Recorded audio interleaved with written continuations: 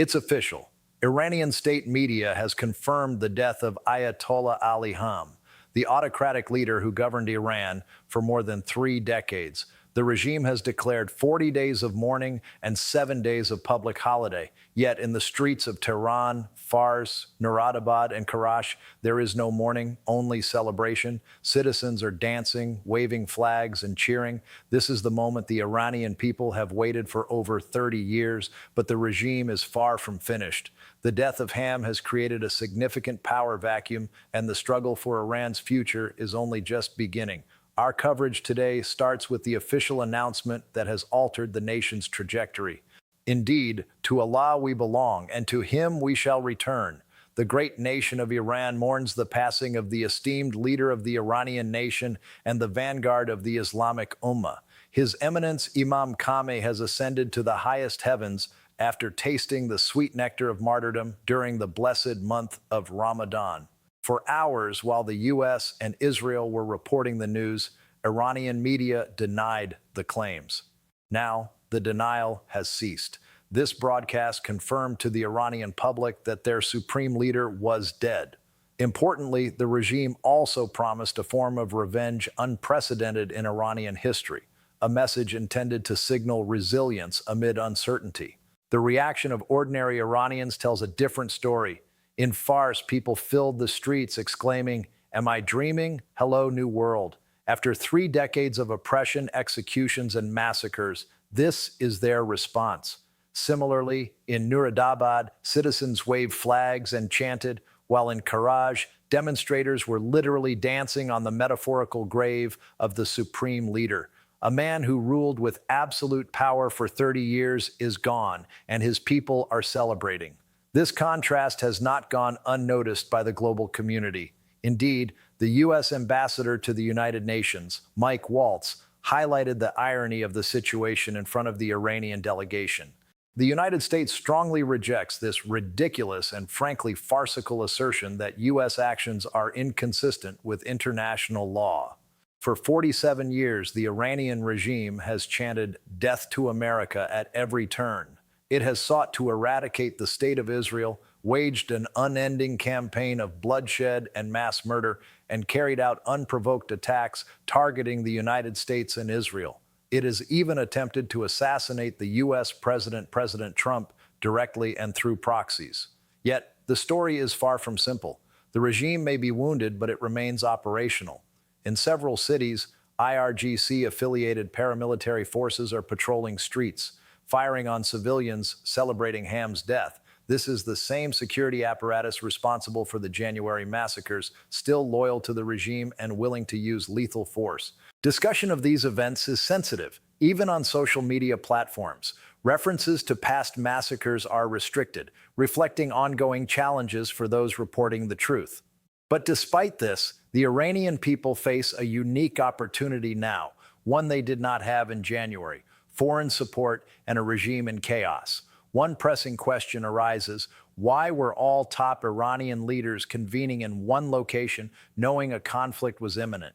The answer lies in mistrust of digital communications. Israel has long been known to compromise Iranian electronic networks, recalling the Mossad's historical interception of Hezbollah communications. To prevent their plans from being intercepted, Iranian leadership increasingly relies on in-person meetings. However, this approach creates vulnerabilities. In close coordination with Israel, the United States has undertaken actions deemed lawful under Article 51 of the UN Charter. And while debates over international law persist, one fact is indisputable: the Iranian people are celebrating in the streets worldwide. Perhaps, for the first time in decades, they may finally glimpse freedom. When U.S. and Israeli intelligence identified a high-level meeting at Khamenei's compound with the supreme leader and his senior officials present, they acted decisively. 30 bunker-buster bombs were deployed to ensure no chance was left to fate. Yet Khamenei himself was not in his bunker. He was on the top floor of the compound, unaware of the impending strike. This incident has triggered an unprecedented succession crisis in Iran, one not seen in 36 years. Before hostilities escalated, Khamenei had ordered all political and military officials to designate 4 potential successors, not 1 or 2, but 4 in case of their elimination. The position of supreme leader remains unparalleled in power without checks or balances. It governs every aspect of the regime, and Ham had occupied it for decades, rising from his role alongside Homan during the 1979 revolution to president in 1981 and then supreme leader in 1989 following Hamun's death.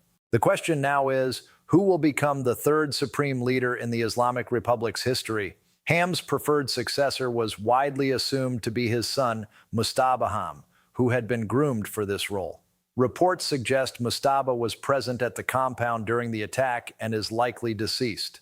Iranian state media, in announcing Ham's death, mentioned his daughter and grandson, referring collectively to children, but conspicuously omitting Mustafa by name. This omission raises questions. Was he alive? Was he dead? Or is this deliberate ambiguity? Clarity is yet to emerge. The situation also underscores the depth of Israeli intelligence penetration in Iranian society. Following the strikes, an individual entered the compound, photographed Ham's body, and relayed it to Israeli authorities.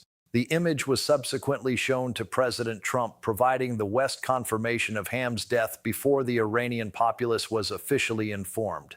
Iranian media delayed the announcement until the following morning, adhering to customary or possibly religious protocols. Further complicating matters, recent confessions by former Iranian President Mahmoud Ahmadinejad revealed that the highest-ranking official in the intelligence unit tasked with countering Israel was, in fact, an Israeli agent. This underscores the extraordinary challenges facing Iran's internal security and highlights the profound vulnerabilities within the regime. In the immediate aftermath, Iranian state media declared that a temporary leadership council would assume Ham's responsibilities. This three-person council, comprising President Peskazine, the judiciary chief, and a guardian council jurist, is tasked with governing until a new supreme leader is selected.